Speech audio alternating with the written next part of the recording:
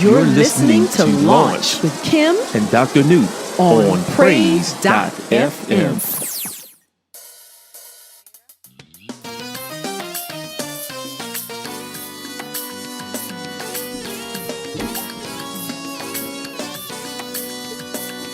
Good evening. Welcome to Launch, everyone, with Kim and Dr. Newt. Sorry about the technical difficulties, friends. We had to shut our whole router off and all that start good all stuff like over. that there. But we're here, we're launching, and we hope you are doing well. Yes. We just had to talk a little faster tonight. That's all right. That's all right. So we hope you guys had a great weekend. You know, amidst all the turmoil and everything that's kind of going on. You know, because we're kind of like pushed for time a little bit. Thank you for tuning in. Whoever's logging in. Okay. Our producer just said we can make up the time because she's just that wonderful. Thank you for logging in and coming in. We want to do something a little different tonight than we usually would do on a Monday night. So just for sake of it, we've been talking about marriage for the last few weeks, and we have gone through several things, abusive relationships and toxic relationships, principles, violence. and we talked about communication, the 4 R's, and we'll jump back into marriage, I believe, next week, unless we feel led to do something different. Right. We have something else we want to share with you. I think we're going to share. Are we going to share the Navigator next week? Yeah, we're going to talk a little bit about the Compromise. Navigator, to how to compromise in your relationship next week. But this week we feel compelled, and we did relaunch with this information on Saturday, and we felt compelled to pull away from the marriage discussion last Saturday, and jump in on what is happening in our world. And we just think it's so important to just address some things, not necessarily everything that's happening in the news, but some of what's happening, along with some information. As you know, Newt and I are both teachers, so we're all about giving information so that you have a better stance and decision making and choice making before you make those choices. You have some information. So Newt shared on Saturday, and I kind of just was there for just some support, and I'm going to be here again today. He's going to just share some things with you all. And we just hope that it sparks something in you to know to make an informed decision before you make a move. Yeah. You know? And I think this is all kind of wrapped around or centered in. We've been listening to a lot of millennials talk and the range of emotions that they're going through with the injustices, with the deaths, and with the responses, or I'm going to say reactions of riots and just all kinds of things going on. So one of the things I kept hearing is like, what can we do? Yeah. You know, how can we make something different? How can we change? I don't know what to do. If I do this, then this happens. If I do that, then that happens. So what do we do? So we have a solution.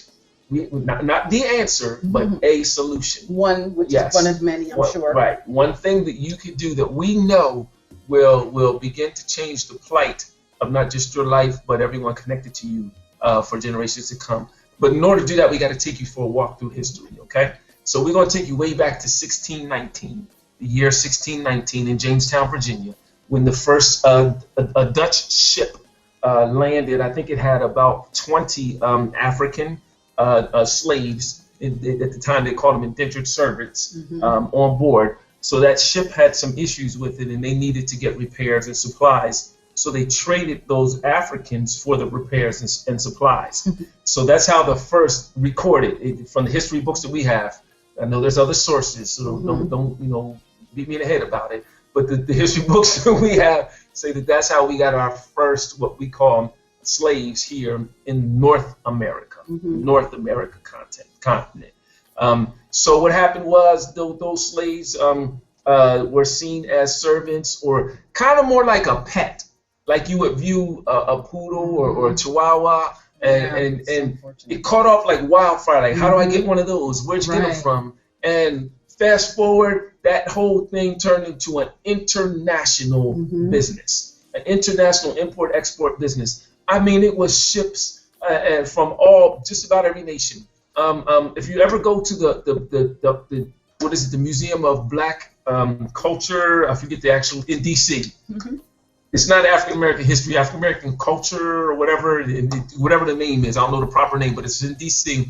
You go there and you'll see where they have the displays where at one point the port cities like Jamestown and Williamsburg couldn't even get supplies in and out because the slave ships that had slaves on them ready to dock were blocking the way. Yeah. It was that many boats. It was that type of commerce. It was international. It was a big deal. It wasn't a little thing.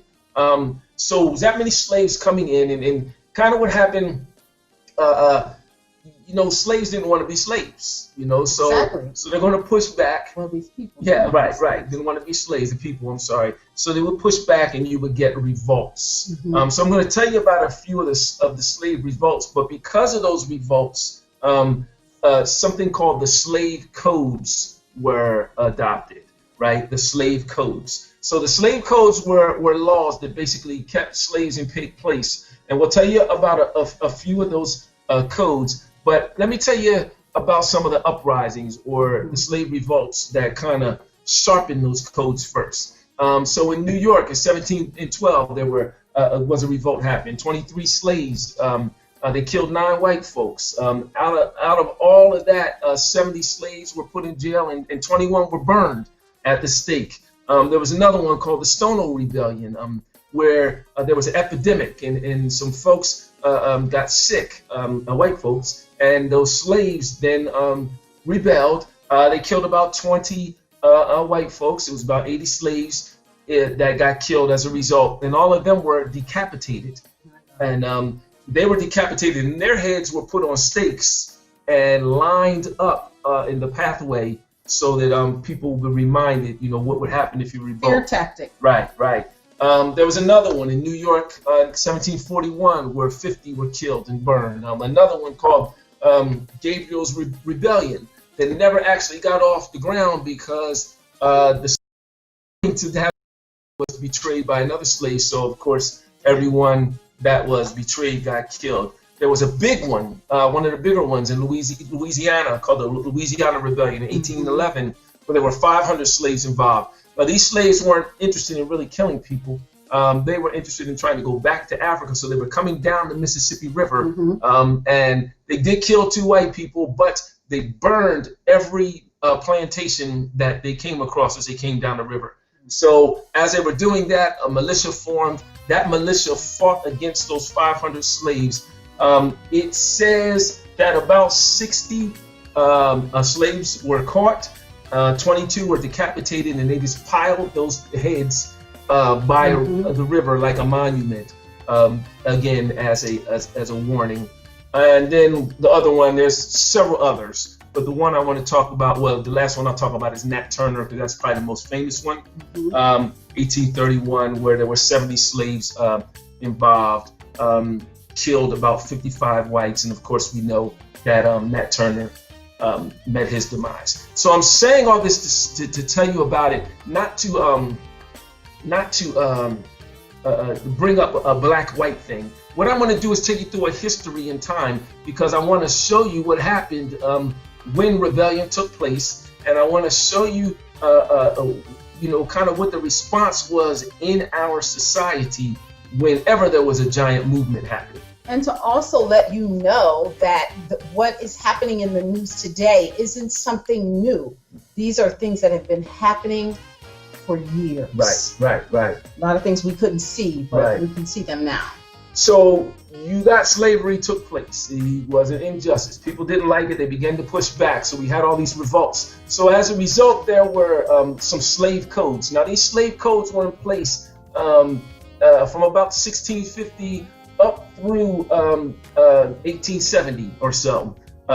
So some of the slave codes that they have were this. Slaves were not allowed to have, or excuse me, anyone black, whether you were slave or free, was not allowed to have a weapon or any ammunition.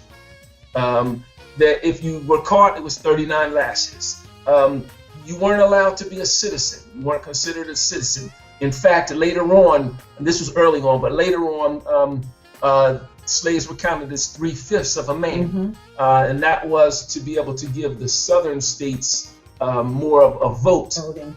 when it came to legislation and things of that sort. So slaves weren't allowed to have property. At that point, it was to kind of suppress their self-esteem and to kind of hold them down so that they didn't feel as if they could be seen as equal. Right. So property meaning homes and houses and things of that sort. So those were slaves, but there were some freed blacks that did have some property. And we can go down a whole other trail where many of those free blacks had slaves themselves. So it's not a black-white thing I'm talking about. He's trying to show some patterns for you.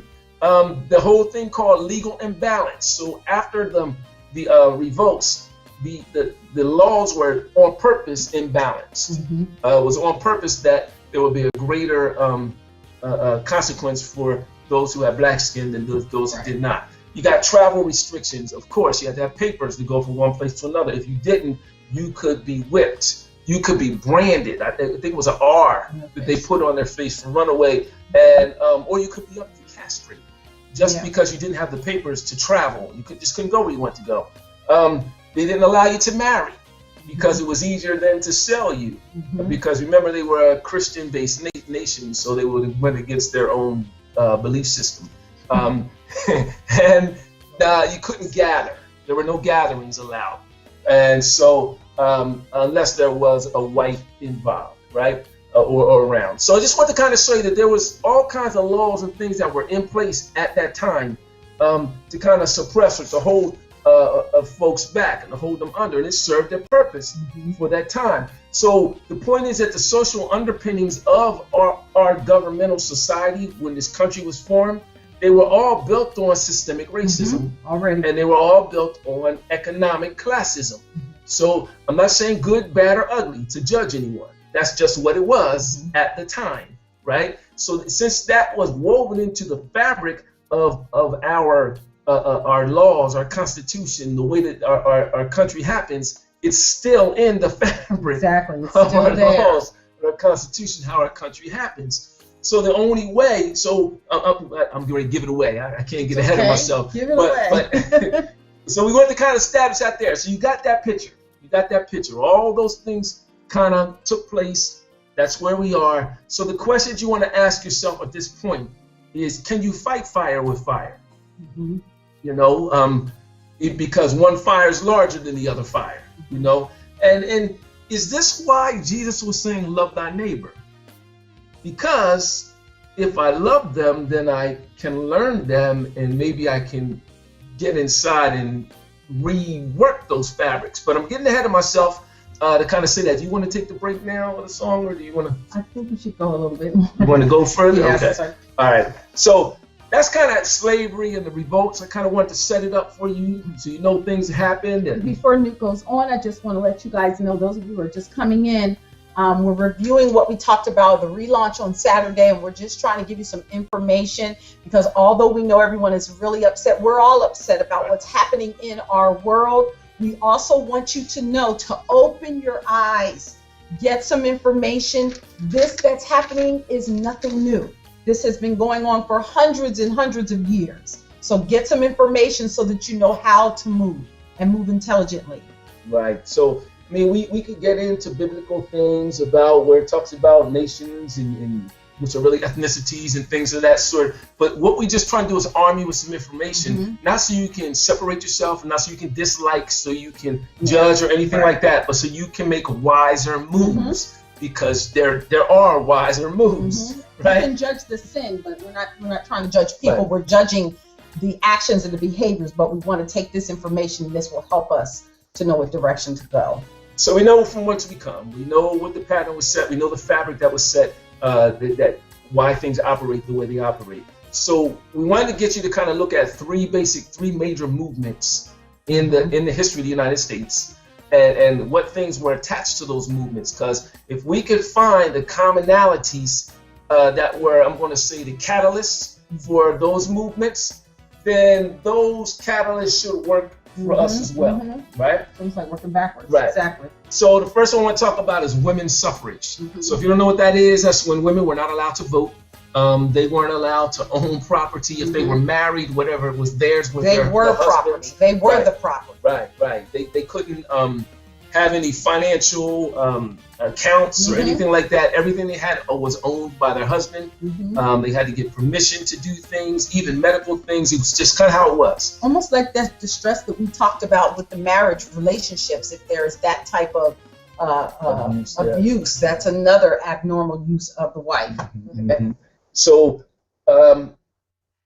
for about 70 years, that struggle took place, and it started to break in 1869 when a state, Wyoming, out in the West, said, listen, we have a lot of male settlers, but we don't have a lot of female settlers, and our state will never grow because we need females to marry the men so we can have families and the state can be prosperous. So they were the first state to remove that whole women's suffrage thing.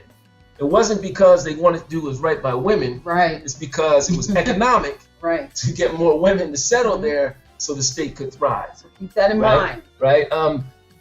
Just fast forward even more into World War I, when all the men went off to work. Who ran the factories? To war. Who ran the factories? The women stepped up and ran the factories and took care of the home. So the women then became the whole economic system for America because, the vast majority of the men were off at war, right? At that time, Woodrow Wilson, he saw that and he honored that. He said, listen, we got to do something about this women's suffrage thing. We just can't keep doing this. And in long story short, the bill went to Congress a couple of times and it finally got passed.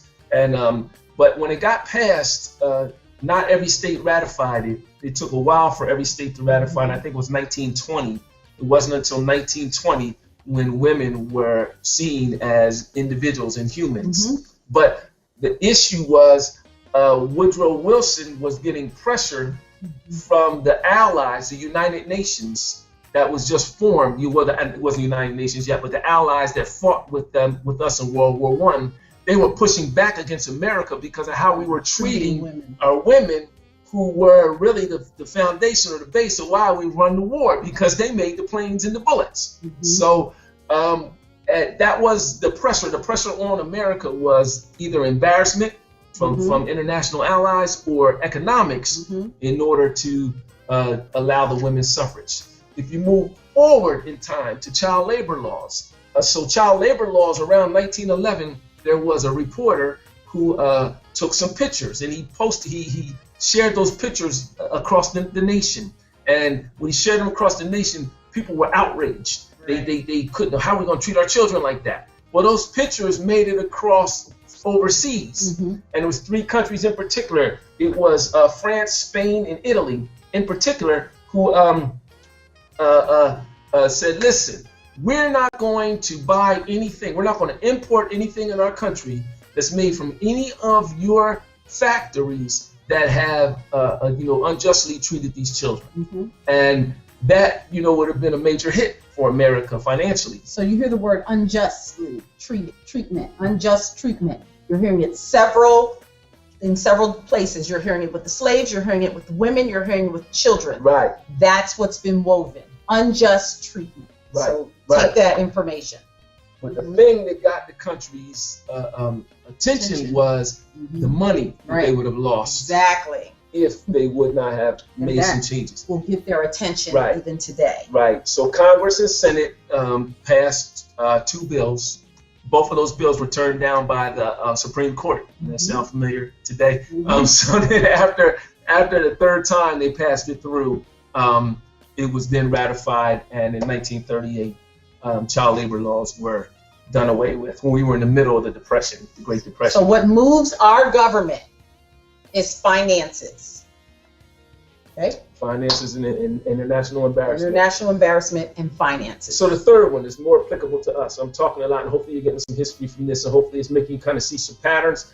Was the Civil Rights Movement. So the Civil Rights Movement basically was a combination of millions of black and white folks across the country, all led by a small cell, a group of leaders like Dr. King, several others, right?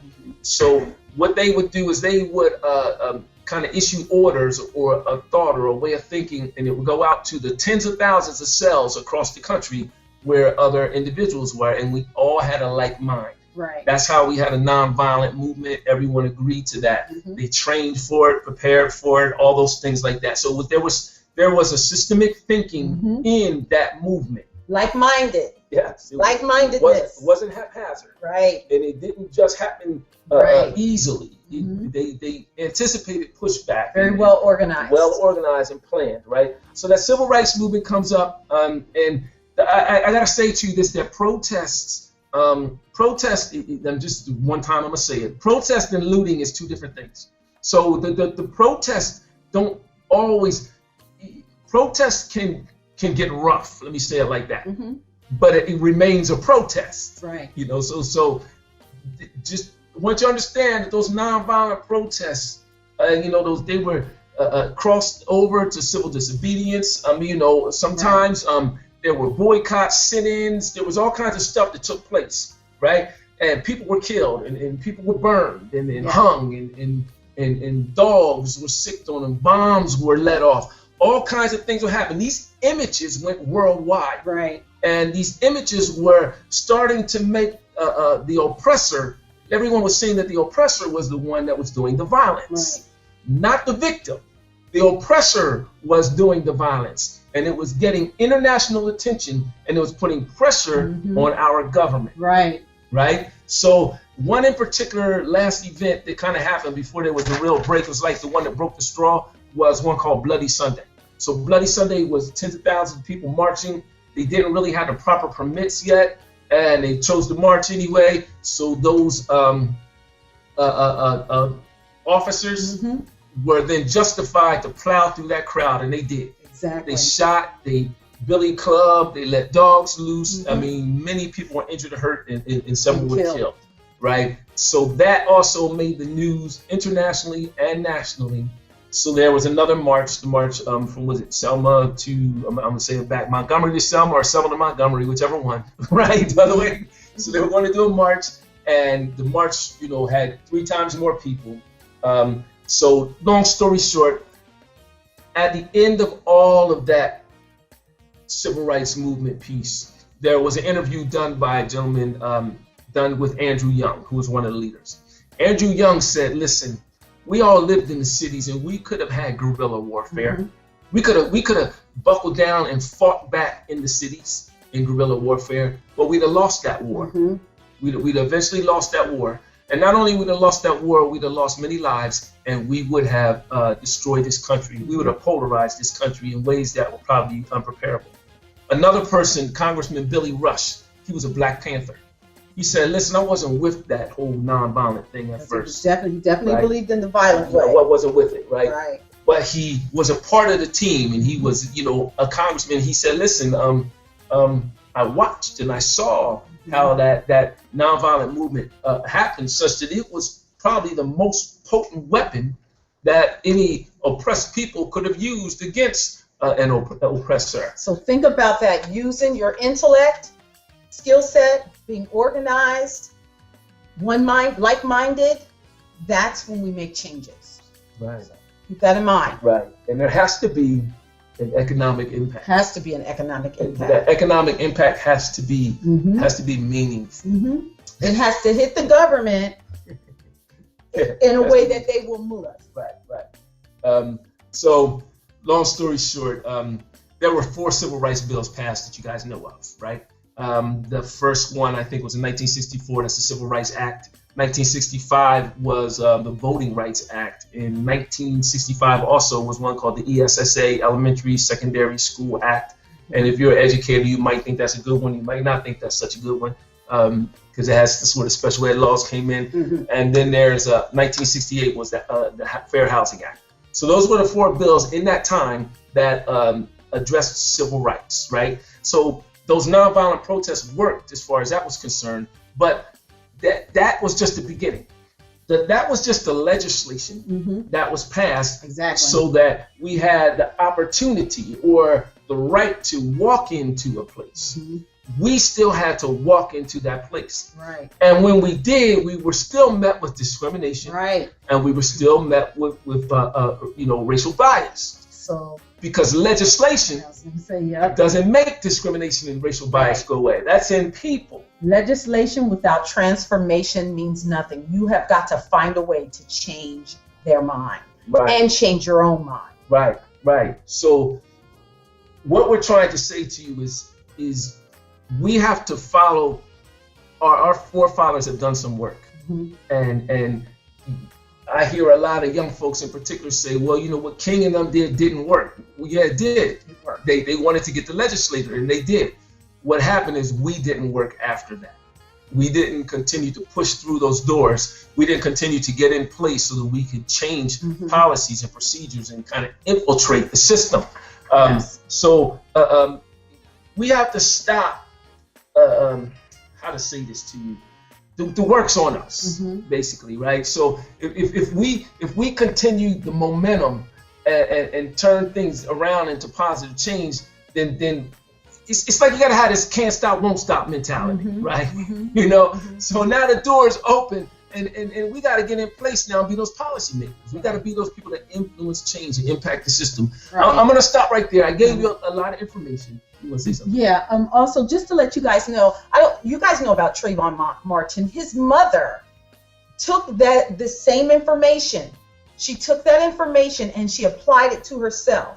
And what she now is doing is running for commissioner in the place where, I think it's in Florida, wherever county she's in. She is running for commissioner because she knows that the only way to get things to change is to get in position where you can change things. And you cannot do it on the outside of those offices without a force of people behind you, without hitting the government economically. You have to get in position where you can walk into those offices and you can make decisions. That has to happen if you want to see change. So again, you guys, before we go on this break and play this song, I want to reiterate to you, we are not spreading separatism. Not at all. Actually, we're doing the opposite. We are not talking about one race or ethnicity of people against another. We just gave you the history because it applies to what's happening right now across the country. We're not doing those things. We're trying to give you information to arm yourself so you can better position yourself to take advantage of the solution we're going to give you. We have not given you the solution yet. We're still building up to it.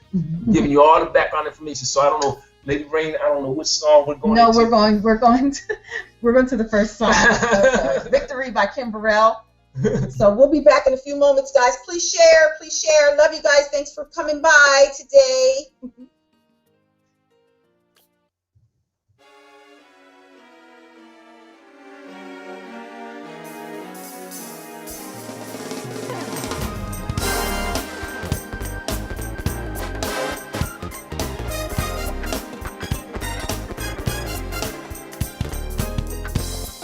Through many dangerous toils and snares, I have already come, and I'm here to testify that the Lord brought me through every one.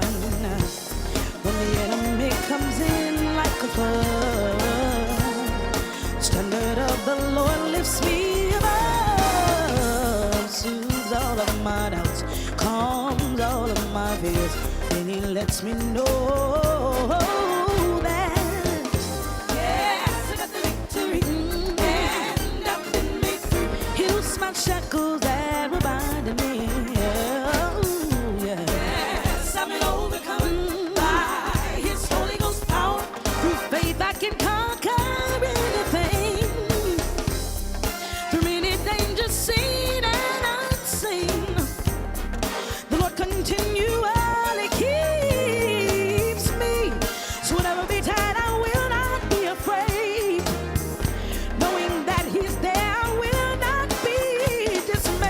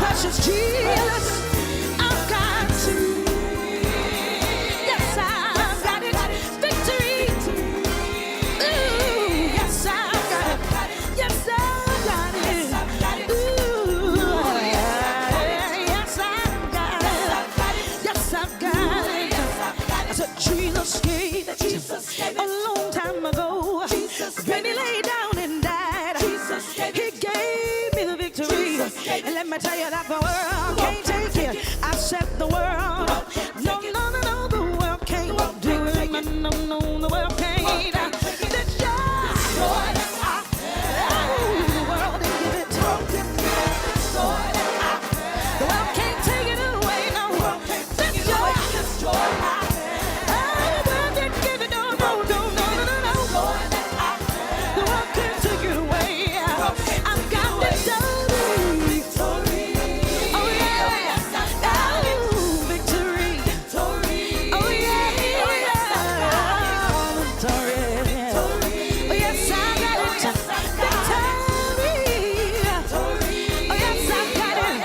Oh, victory. Jesus gave it to me. Oh, victory. I can stand here again. I know I got the victory. Jesus gave it. Victory. That's just what I have. The world didn't give it to me, no, no. And the world couldn't take it away. Oh, the world didn't give it, no. Destroy. Hey, hey, hey, the world can't take it away. Hey, yeah. No, no, no, no, no, no. I'm talking about the joy of the Lord. This joy. The joy of the Lord is my strength. This joy. You might think you got joy, but you just might be happy. I'm talking about joy. Have you ever wanted to host your own inspirational radio show? Have you been called to inspire and spread God's word? Please contact Alicia Rain for more info.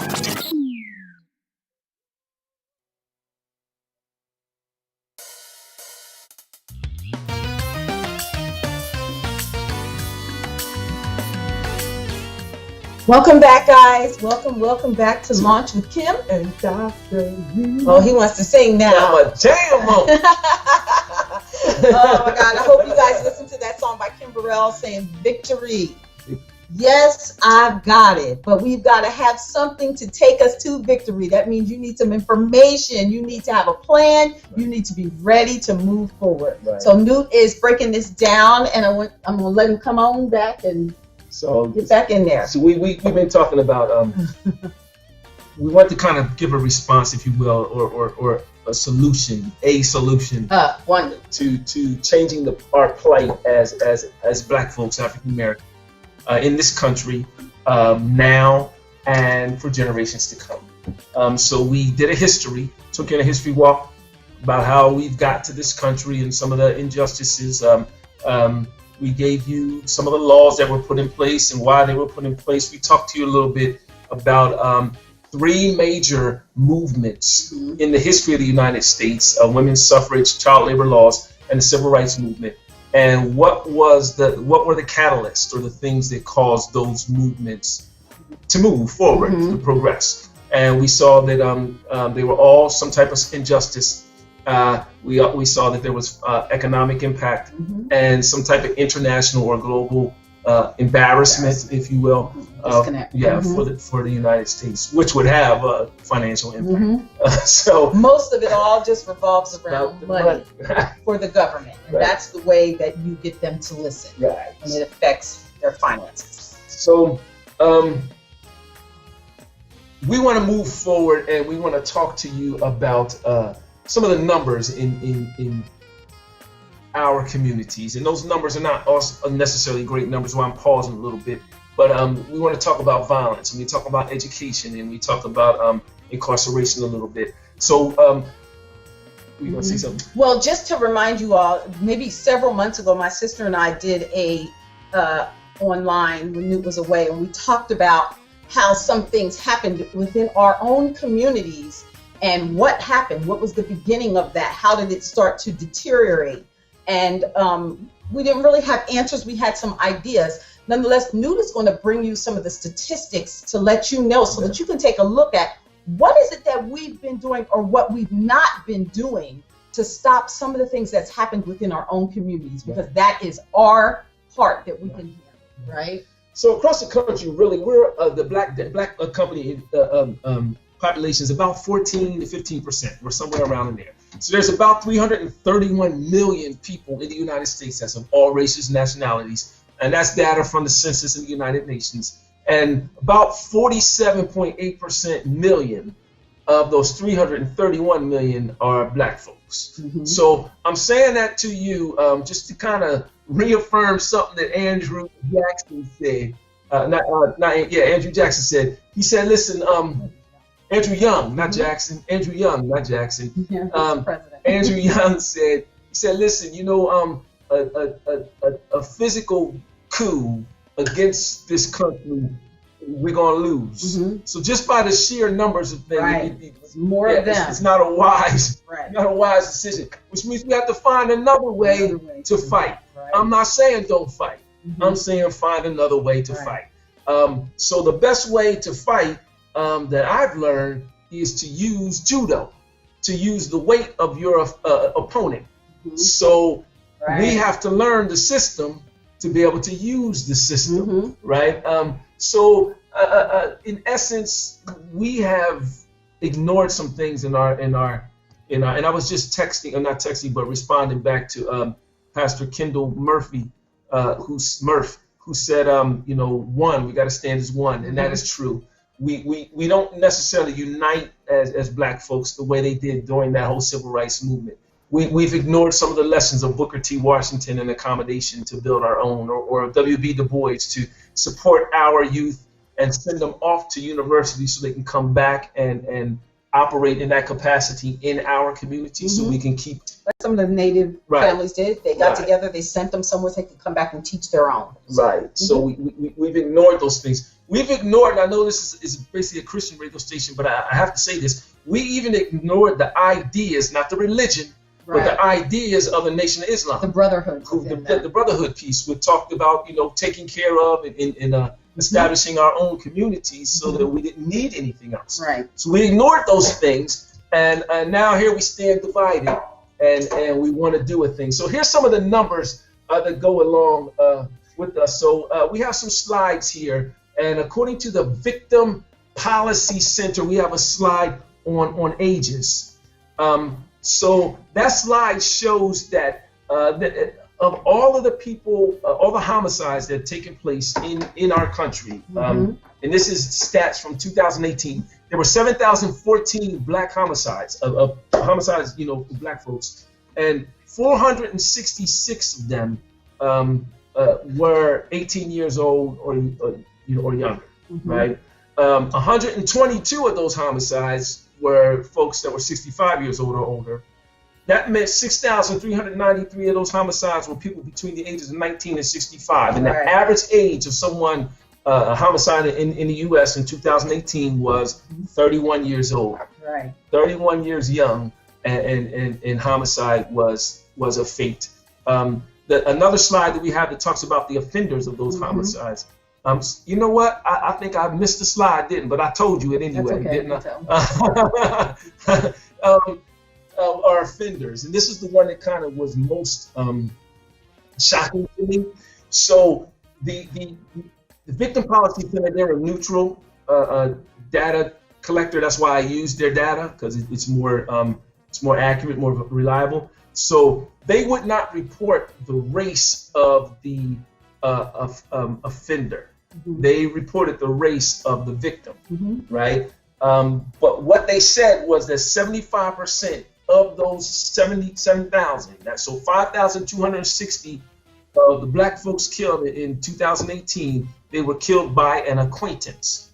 So if you ever looked at data, or these reporters like that, when they have acquaintance and different things like that, you have to look and see how they define acquaintance. So I went through to read to see how they define acquaintance, and it basically said someone that the offender knew or had some interaction with. Within their community, basically. So they didn't say within their community, but if you fill in the gaps between who do you have interactions with and relationships with. Who are your acquaintances? So we can't say that all 5,266 of those were killed by people in the same community.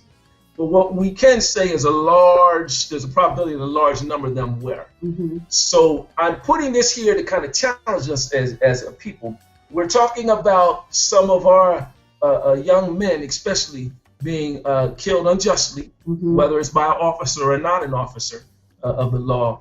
But what about this many in 1 year being killed in our own communities? This is the area that we can play a part in. We Right. need to make a change in our own communities. Right. So I have a saying. I call it 99 and 1 deserves 100. So basically what I'm saying is if 99% of what happens to you is somebody else's fault, if whatever's taking place to me, Kim did it and it's 99% her fault, but that 1% that's mine, that deserves 100% of my attention, because that's the one thing I can control, that's the one thing I can change, that's the one thing I can work with. So I put that stat there to kind of challenge us. I think we have another slide where we talked about, I showed you where the top 10 homicides were, I think. And for those of you who are in different states, take a look at this slide. Right. It really shocked me seeing it the other day. So before we tell you these numbers are given by population. So it's given by the black population in that state. So for instance, if you look at number 4, which is Alaska. It's not up yet. Is it up? Oh, there we go. Alaska does not have a high population of black folks. So eight black folks being killed in Alaska is a lot. It's a large number. Because it's not a lot. It's not a large percentage of us there. So that's why these numbers are like that. They're not in order. But those of you, take a look at that and find your state, if your state is there. I'm originally from Pennsylvania. Hi, Walanda. I call her Dr. Walanda. She's on. But take a look at your state. If you see your state there, and take notice to the deaths that happen in that particular state. Yes. So 400. So for instance, Pennsylvania is 405, and we already know that 75% of them probably happened by an acquaintance. So who's taking who out, and what can we do about that? That's kind of what we're putting there. We already know what the system's made of. We told you. We already know what they'll do. Yes, what you're going to. What are we going to do? All right. Let's move on a little bit. Let's talk about education gaps. I think some trends in the education community. I think I have another slide there, and that slide I think shows you in essence that in 1962 the high school graduate levels in the black community versus the white community. Now bear with me. I'm just going to pick on those two communities right now because that was the easiest data for me to find. Right. So at that time, it was 4% of the black folks that were 25 years or older had a bachelor's degree. Yeah. In 1962. 10% of the white folks who were 25 years or older had a bachelor's degree in 1962. So there was a 6% gap in that education attainment. Which was not a very large gap at that time. No.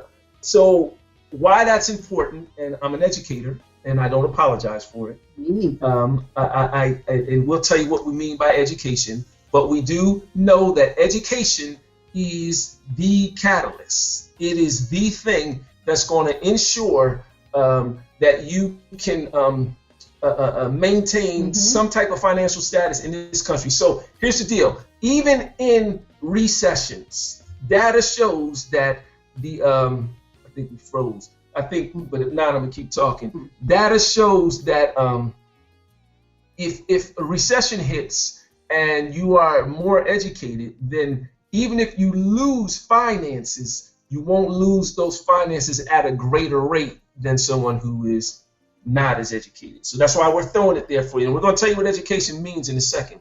So in essence, that same stat from 4% to 10%, we looked at that in 2018, and that gap widened from 6% to 10%. So now 24% of the black folks 25 years or older have a bachelor's degree, and 34% of the white folks 25 or above had a bachelor's degree. So we got more educated from 4% to 24%, but our gap, instead of decreasing between racial barriers, increased. Right?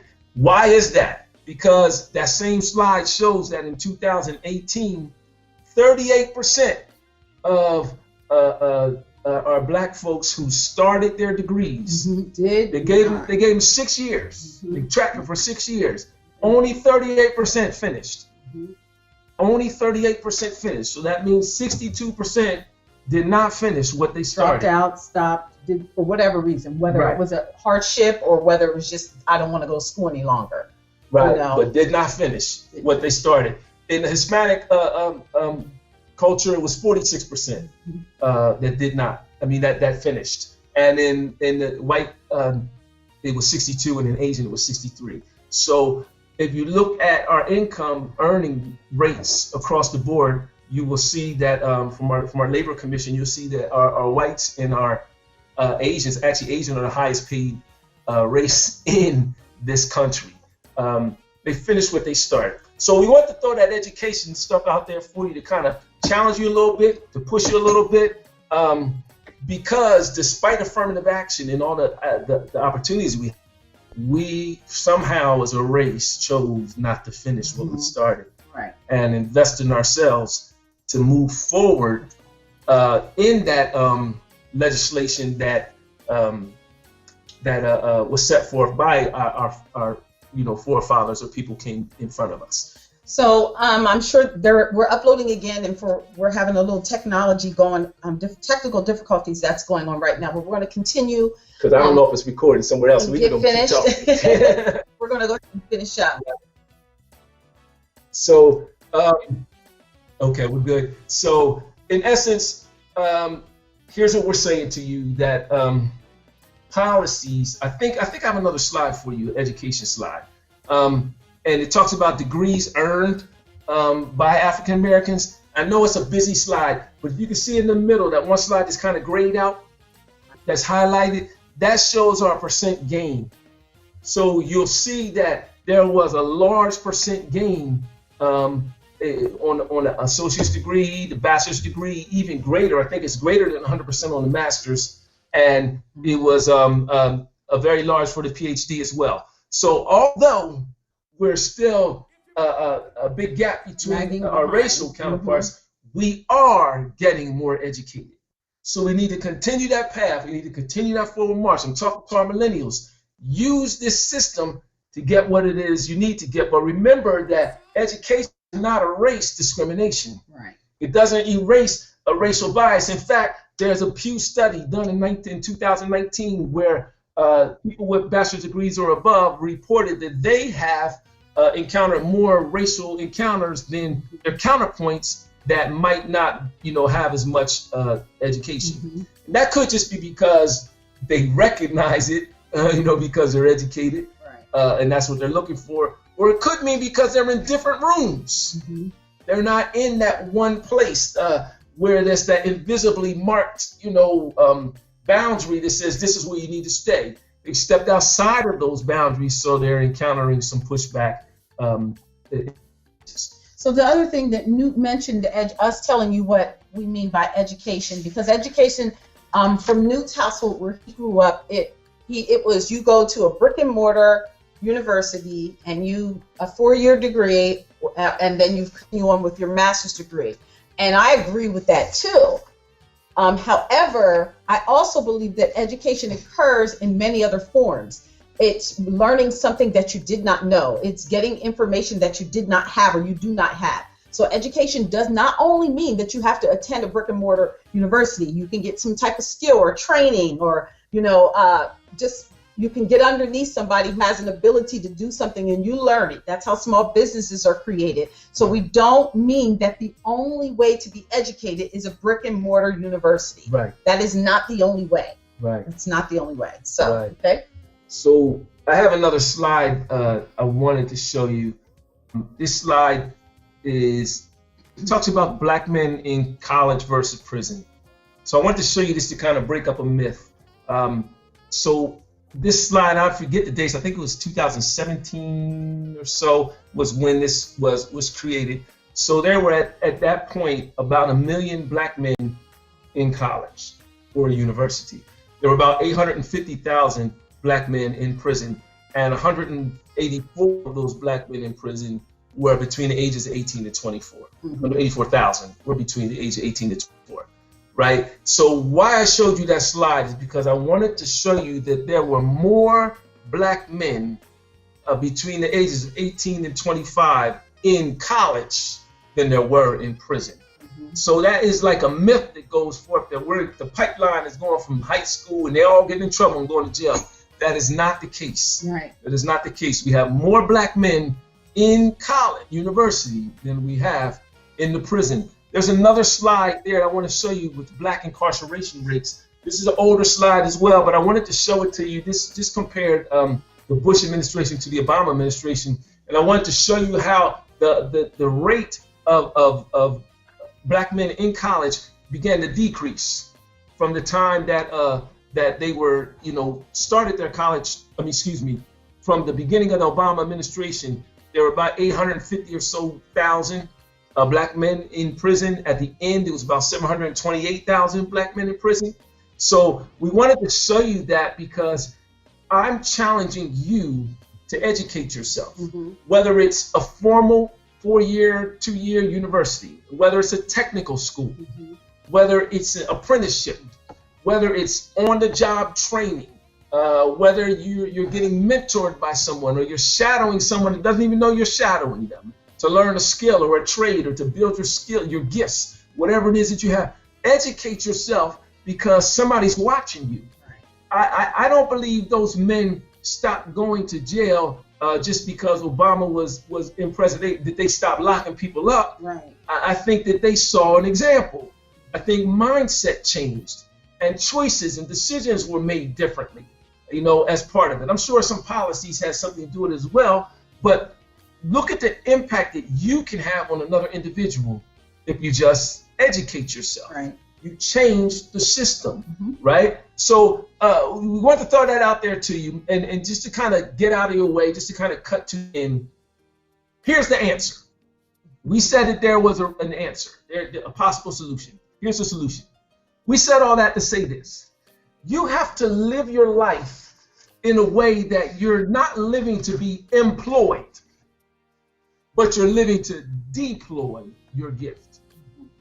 You have to stop waiting for this world that's like to give you something, to do something for you, to make it so that you can exist. And you have to take the greatness that's in you and you have to deploy it so that you can impact the world and impact what's around you.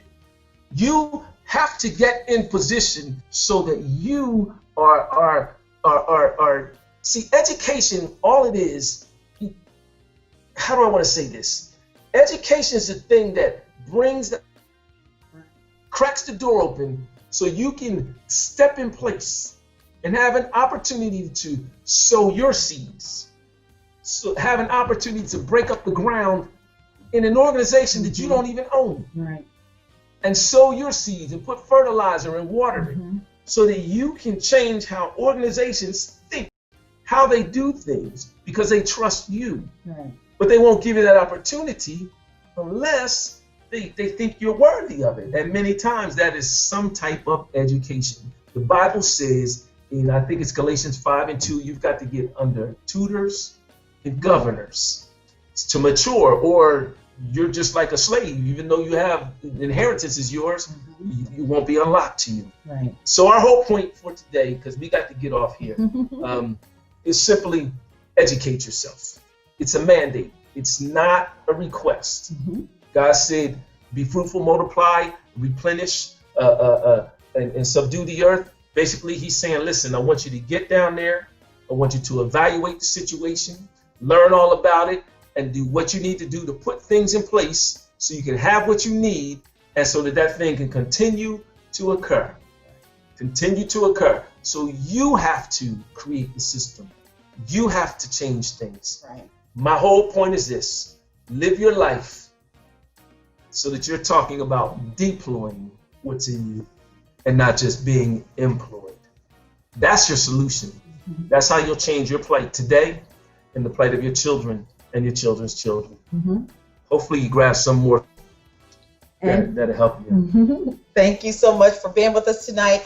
And sorry about the technical difficulties. Hopefully there's a lot of people, there's just a lot of people on Facebook who are speaking and sharing. If that's the case, then we want all of that to happen. Right. But again, thank you for sticking with us today. We know that the information that you heard is going to be helpful as you apply it to the areas of your life and in the areas that you're in charge of in your community. Make change within your community, within yourself, first of all. Change the mindset, our own mindset of thinking that we have to survive and not just work to get money. Nuke says, take the gift that you have and deploy, not just employ. So we hope that you got something from that, and we will see you this Saturday for Relaunch with Kim and Dr. Nuke.